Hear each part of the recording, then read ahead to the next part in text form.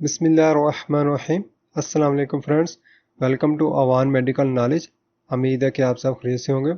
आज हम जिस फार्मास्यूटिकल प्रोडक्ट के बारे में बात करेंगे वो है नोवोटेफ। नोवोटेफ की अगर ड्रग क्लास की बात की जाए तो ये प्रोटॉन पंप इनहिबिटर या पीपीआई ड्रग क्लास से बिलोंग करते हैं। पीपीआई ऐसी मेडिसिन होती हैं जो हमारे स्टोमक में एसिडिटी को कम करती हैं, इसलिए इनको एंटी सिक्रेटरी मेडिसिन भी कहते हैं। नोवोटेफ की अगर कंपोजिशन की बात की जाए तो इसमें जो एक्टिव इंग्रेडिएंट या जो साल्ट होता है वो इसोमेप्राजोल होते हैं, जो कि 20 mg और 40 mg की डोज में अवेलेबल होते हैं। नोवोटेफ की अगर यूजेस की बात की जाए तो सबसे पहले जिस स्टोमक डिजीज़ के लिए नोवोटेफ को यूज़ किया जाता है वो है जर्ड यानी गैस्ट्रोएसोफेगल रिफ्लक्स डिजीज़, या जिसे एसिड रिफ्लक्स भी कहते हैं, जिसमें हमारे स्टोमक का एसिड हमारे ग़िज़ा की नाली में बार बार आकर इसको डैमेज करता है। इसके अलावा नोवोटेफ को पेप्टिक अल्सर यानी मैदा और छोटी आंत के अपर पोर्शन यानी ड्यूडेनम में बनने वाले अल्सर के लिए भी रिकमेंड किया जाता है। नोवोटेफ को हेलिकोबैक्टर पाइलोरी इन्फेक्शन या एच पाइलोरी इन्फेक्शन के लिए भी यूज़ किया जाता है। एच पाइलोरी एक किस्म के बैक्टीरिया होते हैं जो हमारे स्टोमक में पेप्टिक अल्सर बना देते हैं। नोवोटेफ को इसके अलावा non steroidal anti inflammatory drugs यानी कि डाइक्लोफेनिक सोडियम, पोटाशियम, नेप्रोक्सन या ब्रूफिन वगैरह की वजह से बनने वाले गैस्ट्रिक अल्सर के लिए भी यूज़ किया जाता है। नोवोटेफ को इसके अलावा ज़िलिंगर-रोलेजन सिंड्रोम, जो एक डाइजेस्टिव डिसऑर्डर है जिसमें हमारे स्टोमक में बहुत ज़्यादा एसिड बनता है और उसकी वजह से हमारे स्टोमक में पेप्टिक अल्सर बन जाते हैं, उनके लिए भी रिकमेंड किया जाता है। तो नेक्स्ट हम बात करते हैं नोवोटेफ की डोजेज के बारे में। किसी भी पेशेंट के सिम्पटम्स और उसकी एज के अकॉर्डिंगली जो डोज डॉक्टर उसकी प्रेस्क्राइब करता है उसको फॉलो करना चाहिए।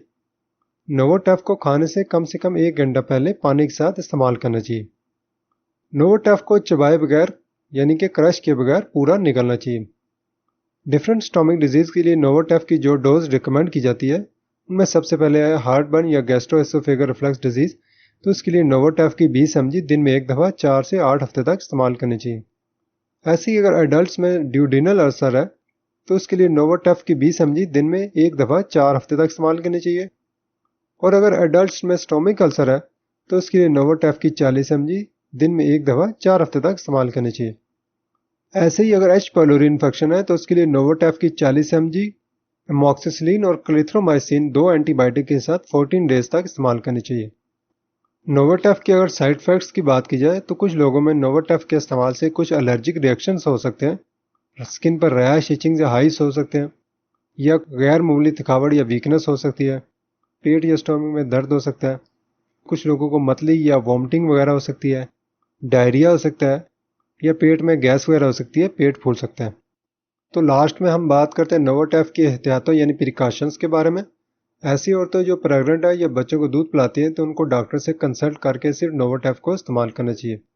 ऐसे ही जिन लोगों को नोवोटेफ या किसी भी प्रोटॉन पंप इनहिबिटर से कुछ एलर्जिक है तो उनको इसके इस्तेमाल से अवॉइड करना चाहिए।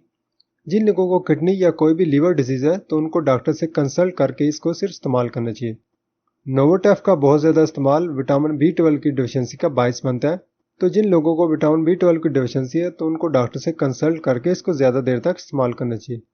इसके अलावा नोवोटेफ का ज़्यादा इस्तेमाल 50 साल से ज़्यादा उम्र के लोगों में बोन फ्रैक्चर का रिस्क जो है वो बढ़ा देता है। ओके फ्रेंड्स, तो ये हमारा आज का टॉपिक था नोवोटेफ से रिलेटेड।